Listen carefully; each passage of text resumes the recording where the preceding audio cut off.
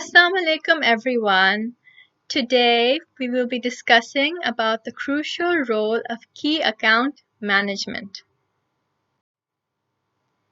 We have divided this chapter into 3 sections amongst our team members.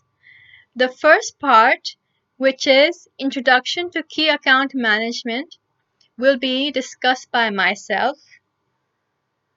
The second part, which is Pressures that have led to growth in customer power, will be discussed by Hammad.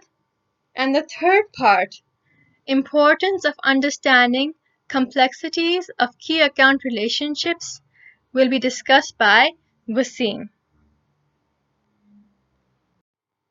Now I would like to give you some background knowledge about key account management.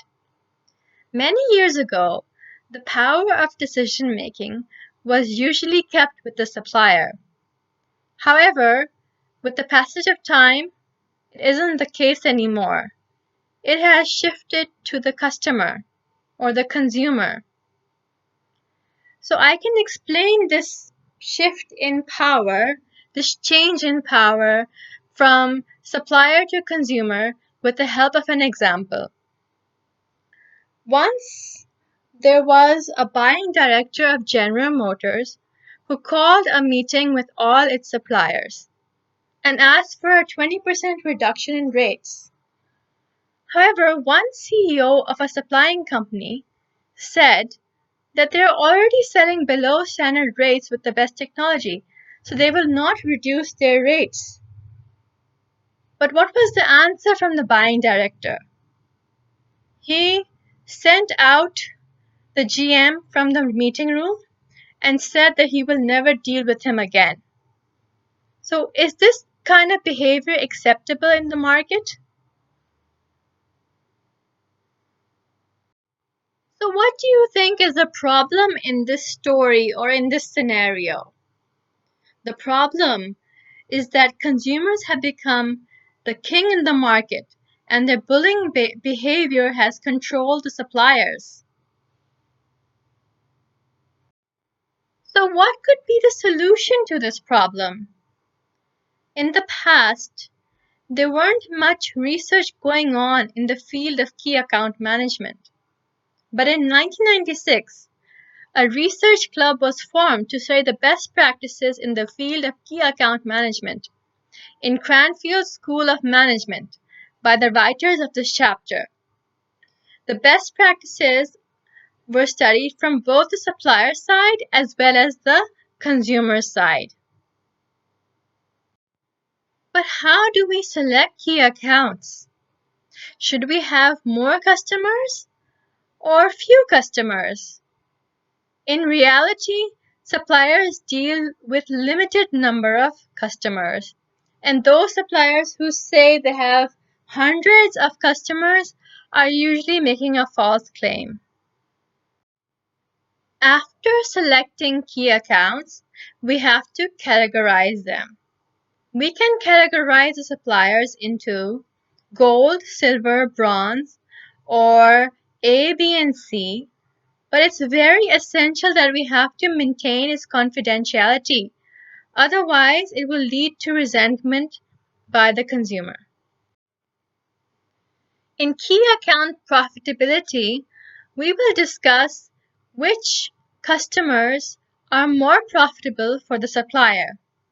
However, about 85% of Western European companies do not know about the profits or losses they make from their customers. And there is an increased purchasing power of customers, which leads to greater demands from their suppliers. I would like to share with you a story behind the profitability of key accounts. The writer of this chapter was once the marketing and sales director of Canada Dry, and there were 2 major retailers who would continuously buy the same amount of products from him each year.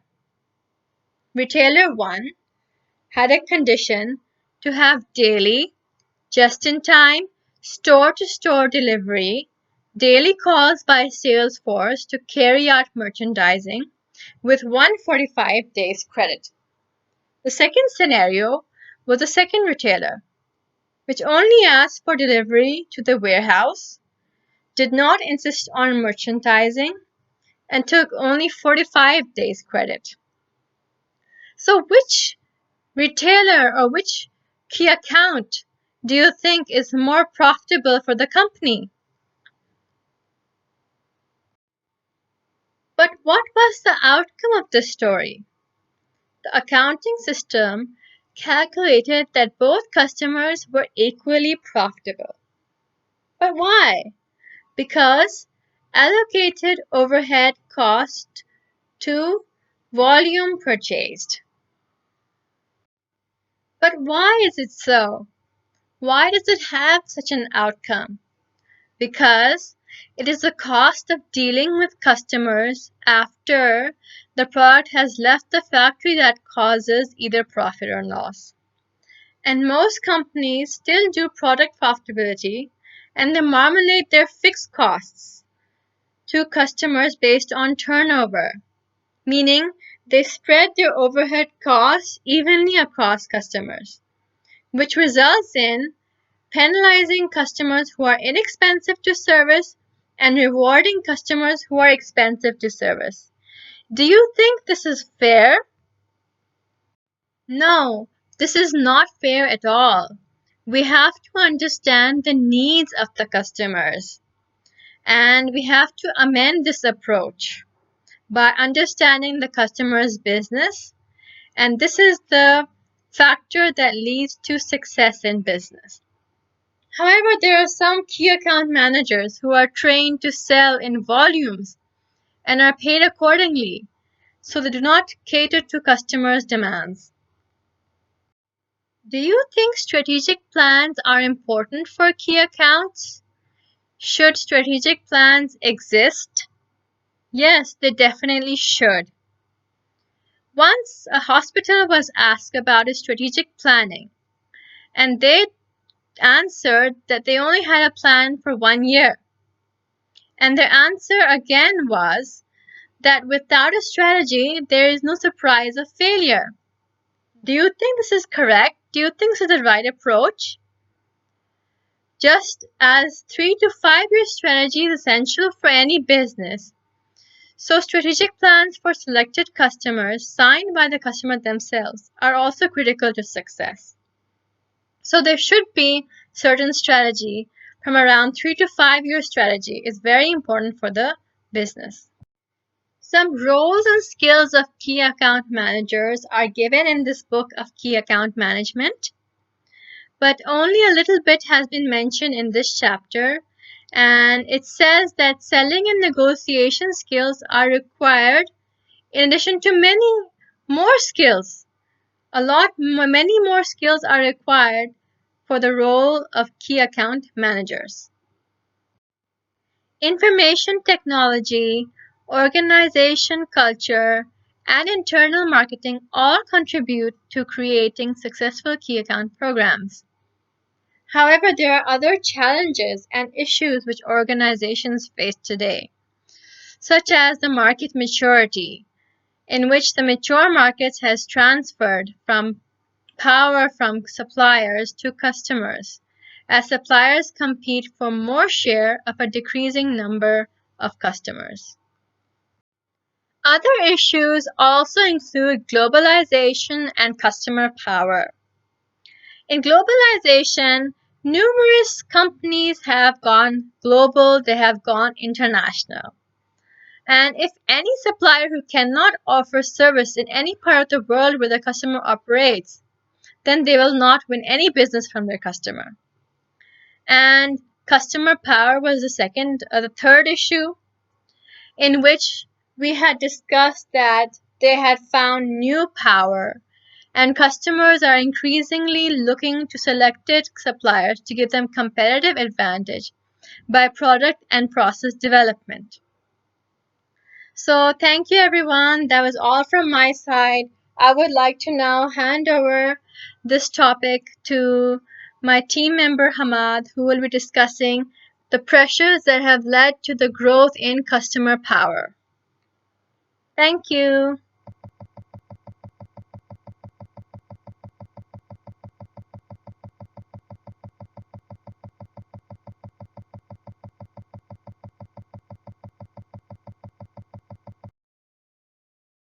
This is the second phase of key account management, in which we would be talking about the nature of work and how things have to be carried out in order to get the growth that the company requires, or the profitability that the company requires.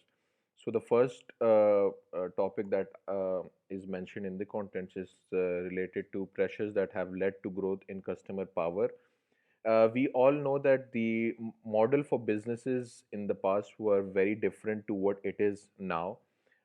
Before, the customers were not that intelligent, but now the customers are more intelligent and they are more near to the product. They know more about the product that the companies are selling. So, for that, the effective key account management has also had to change, because they have to meet the demands, they had to meet the maturity level of the customer. So for that, they had to build up those strategies which could actually intact help the customers to know that this market or this product is doing better than others and knows the customer more than the other markets. So for that, they made some strategies that were effective and that led to increased sales. And this is only the only reason that this happened is because the customer's power, which was their intelligence, has changed and the dynamics have changed. So to overcome that, the market strategies were changed by the key account management, and hence we could see that now most of the companies are known for increased sales because their dynamics has changed.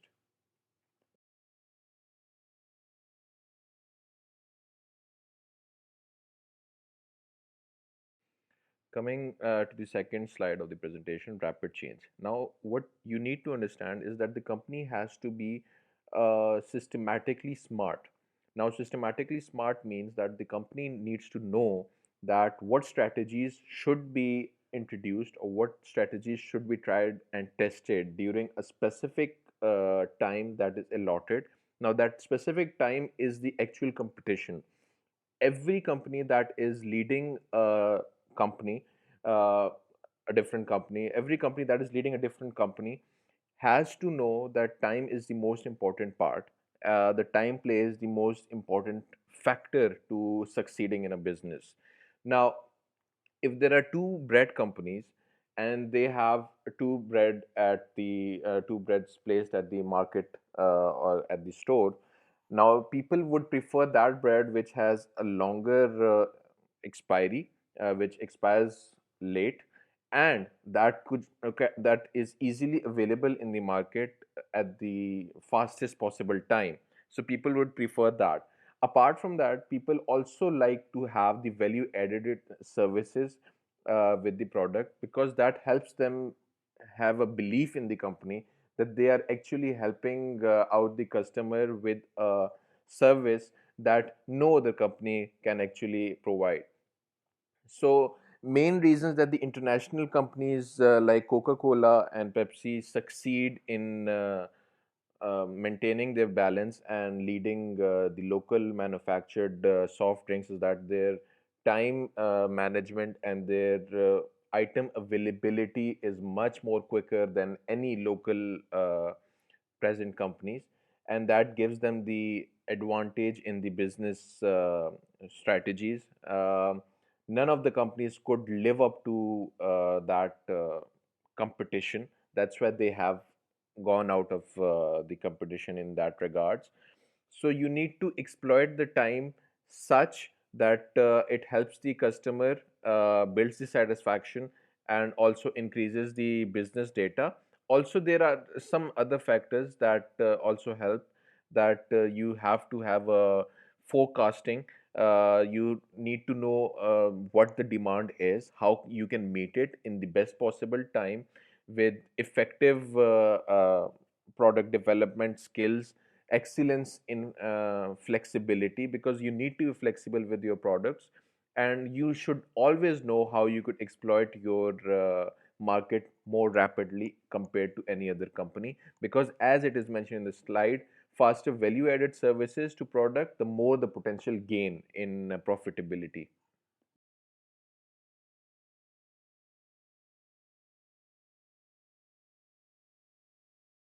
This is the third phase of the presentation, and this talks about the process refinement. The process refinement is something in which the company has to look after their product. They have to make sure that the product that they have made is actually selling. Selling in the sense is that it shouldn't indirectly give loss to the company, and to avoid that loss, they have to play the business very intelligently. They have to place the product in the market at such that their item is also selling, and if there is any business technique that is associated to that product is not understood by the customer. So for that, there are many companies who indirectly share records with other companies on how to keep this effective business running, and how to materialize the marketing strategy as such that the product is also sold, and the customer does not know what is happening behind the product in regards to how the company is making sure that the product does not give loss to the company. Now, one of the most a good example is that when the companies understand that the expiry date is coming to a close, or the item is not selling as such, so they put up some advertisement uh, which attracts the customer as such that they are made to buy those items. So main reason is to understand that the relationship has to be maintained, a long term relationship has to be maintained, also the profitability element should also be there. So that is how uh, they project the future, the companies project the future and sell the item.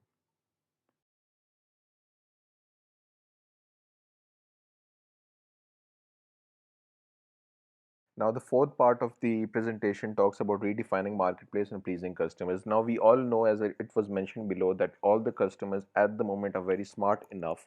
So, to overcome that smartness, you need to redefine your product as such that it could meet their demands and also could make a place for themselves in the present market. Now, we all know that. Nowadays everyone in our country has a mobile phone, has a car, has electronics like a washing machine and etc. But in that, the company, you have bought a certain company for yourself, certain company products. A company who is coming into the market has to make sure that you buy their product, and how they could do that is, if suppose you take Samsung for that instance, how can Samsung overcome the impact that has been already present due to Apple? Samsung will provide better camera facilities. They would speed up their Android softwares. That is how they could attract, even reshaping their design. That is how they would attract the customers towards Samsung.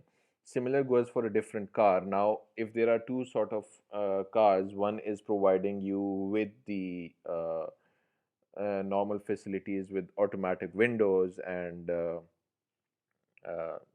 multimedia functions. The other car would provide you much better functions as safety precautions like airbags and better multimedia functions than and then their competition. So in that case, what would happen is you would be bound towards the company that is providing you more facilities, and that is how the customer will be pleased into buying those items. So what the companies are doing right now is they are thinking their strategies outside the box so that they could generate profitability by pleasing the customer.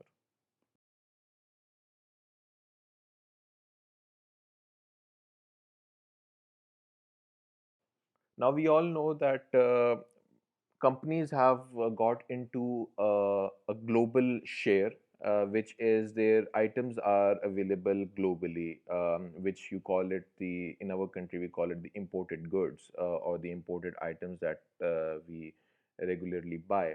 Now that has to be maintained as well. How is that maintained? That is maintained in such that when you have an item that you think is used by a customer in a different country, you have to make sure that the item is available to that customer at a very frequent time. Now, globalization has many different aspects. Your item could not go through the company's uh, trade security or exports import security. So you have to make sure that you sign in deals that are helpful to your company and also effective in the customers country, so that the customer is getting their share of imported goods and also stays a loyal customer to your company as well. So examples of globalization could be, even Facebook is a form of globalization, because they run from US and they provide services in all the countries. Imported goods could be Coca-Cola and Pepsi.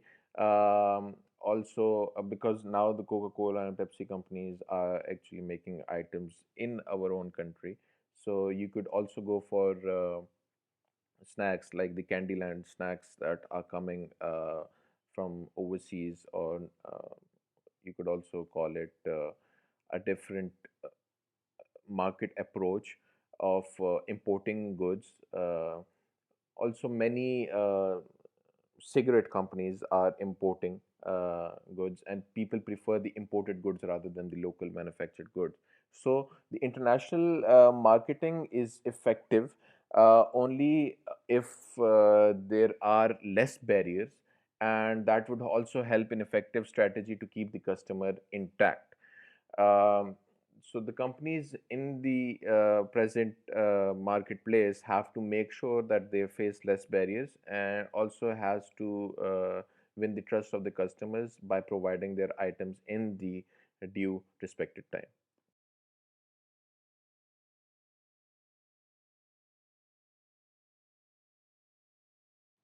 Now, coming to the implications of businesses and how they have to run in regards to key account management, you need to know that there are many implications. One, that your customer is very smart. Another one is that the innovation in the market is way beyond our reach. Second, you have to bring something different to the competition so that you could meet your customers' demand. And modern market, you need to understand the modern market in that the changes are coming very frequently. So to meet those changes, you have to be ahead of the curve, because if you're not ahead of the curve, your market, you will lose your place in the market, and for that you have to go for innovation in the best and the least possible time. You have to build up strategies that are so helpful to your company that you could innovate a new product, you could do the best possible advertising, and also place the product in a certain market segment where you know that you could actually lead.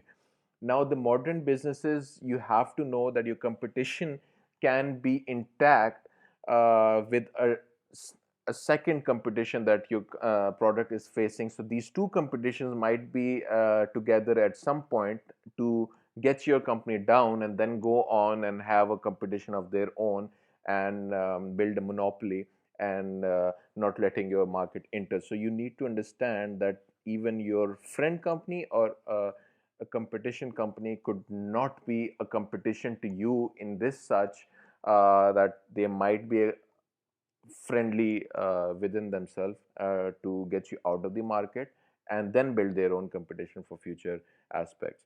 So uh, to avoid these implications, you must know that to succeed in the modern market businesses, you need to be ahead of the curve. You have to redefine product to match the competition. Innovation of product should be as such that your product should stand out. You need to understand the market competitions. You need to maintain your customer satisfaction, because customer satisfaction at the end of the day will help you gain your momentum in selling your items, and that would also help you to lead the curve. So one thing that we all learn in business is that customer is God, and to meet his demands, you need to maintain his satisfaction. So that's it.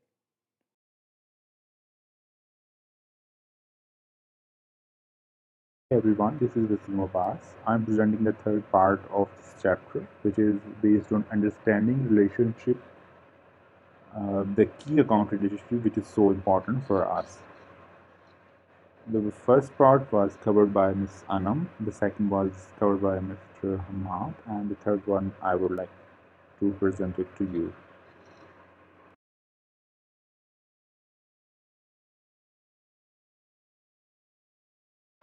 Key relationship in generally we mean the relationship between two organization or industries or businesses.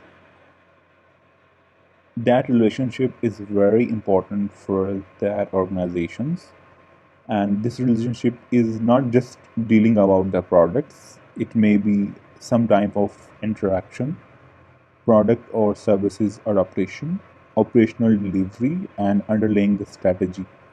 All these contributes to the nature and development of relationship as well as depending upon it. There are many factors, multiple factors that affect the key relationships. These includes operational delivery, strategic intent, or customized value proposition. The intercompany relationship is affected by these interferences, and many also buffer turbulence arising from them. It is the glue the that binds companies together more or less closely, and the medium through which interactions take place to deliver action.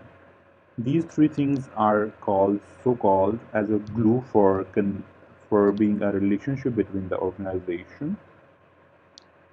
Organizations are like a customer to each other, and understanding the nature and potential of the customer relationship is critical in assessing opportunities and managing business development. We need to know where we stand now and with our customers and what further engagement might entitle. The key relationship is both important and challenging as well. Following points can elaborate the theme. The risk was ambiguous and stakes are high. The risk involved is not clear. What are the dimension and what are the level of the risk involved, and it may have stakes at a high level because you can lose lots of business if you didn't understand that. The buyer and the supplier are with the already a complex thing, and it's really uh, we can say the relationships opens in a different level, requires different kind of behavior at different levels. One of the primary reasons for developing relationship is the risk reduction. There are risks associated with building close relationship with key customers as well as risk associated with not building them. In theory, there should be less chance of relationship breakdown where there is a joint commitment. You are not getting the same kind of interest or return on interest on your investment that you have already made to build up that relationship, or it may be at the end you got to know that you were backing a wrong person or backing to a wrong relationship for your business, so that you misunderstood the relationship and eventually you fail your reciprocal security.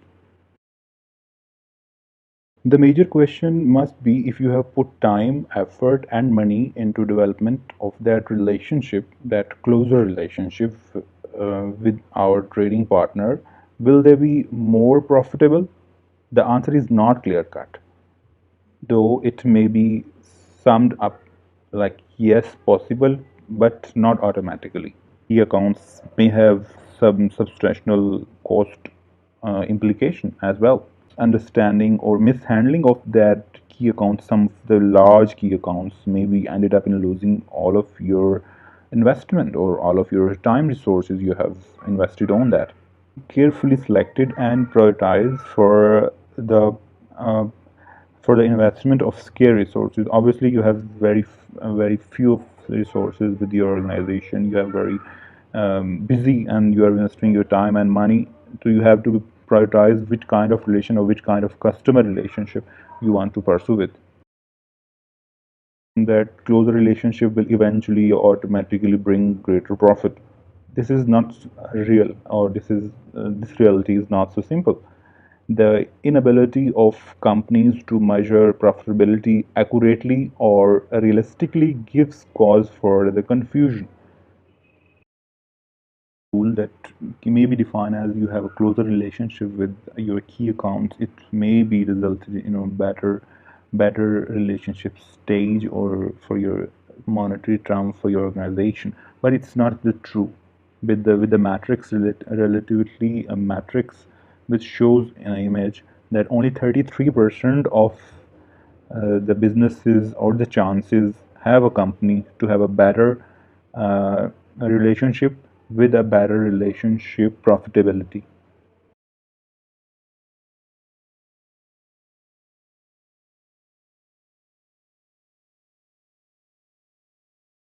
For this matrix, like a customer purchase some items which is not so important for that particular customer, but after a few time, he naturally thinks that that thing can be purchased from other supplier as well, because he doesn't created any differential advantages or benefits for that.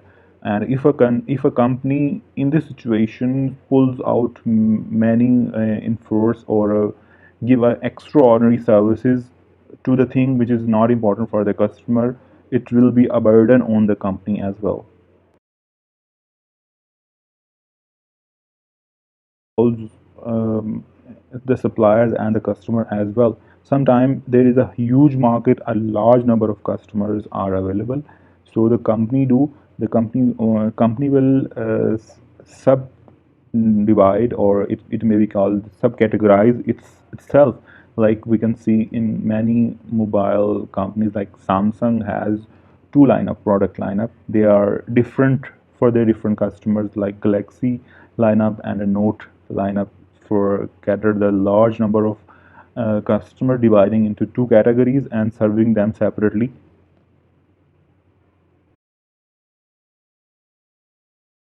Of some parts, or maybe creating an internal competition between the departments in the organization as well.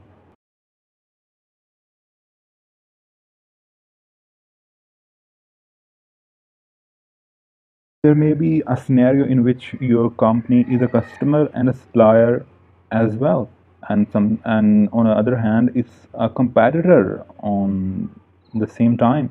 Like Samsung made chips and displays for Apple. Apple is customer of Samsung, but in a other term, in a market share term, Apple is also a competitor. So there is a relationship between two companies that exist in a different level and different scenarios that can be very hard for both of them to survive without the help of each other. Technology or technological advancement, especially in IT sectors, has increased or reshaped the key account relationship in a real world as well. Electronic consumer devices, when there is a new technology or a new feature or a new kind of thing being introduced by a elite company or a leader company, all of the rest of the competitor has to make adjustment to their product to be in the competition. The example maybe that I can call it to be example of that thing, that like Apple. Apple introduced the bokeh mode first time in mobile phone, and soon after that, Samsung and the leading companies follow that. Apple introduced notch in its displays, although their displays was made by Samsung. But in other hand, he Apple is a leading brand, and the Apple is the trendsetter. So as he made the things as a standard or set the mark, all of the rest of the companies follow them. So like they remove headphone jack. It was very annoying for some customer, but it was a trend. If some customer, some iPhone user don't have a headphone jack, it's mean they have the latest iPhone in their use, and the trend was followed almost every flagship of the competitors. Maybe the strategic alliance. The example that I maybe consider for worth sharing here is that Samsung earned only 30% of its profit from smartphone and its other devices. It's earned 70% profit with semiconductor manufacturing, and it supplies semiconductors to major companies in the world. So they have strategic alliance not only with the customer, not with our organization, the competitors, but other suppliers as well.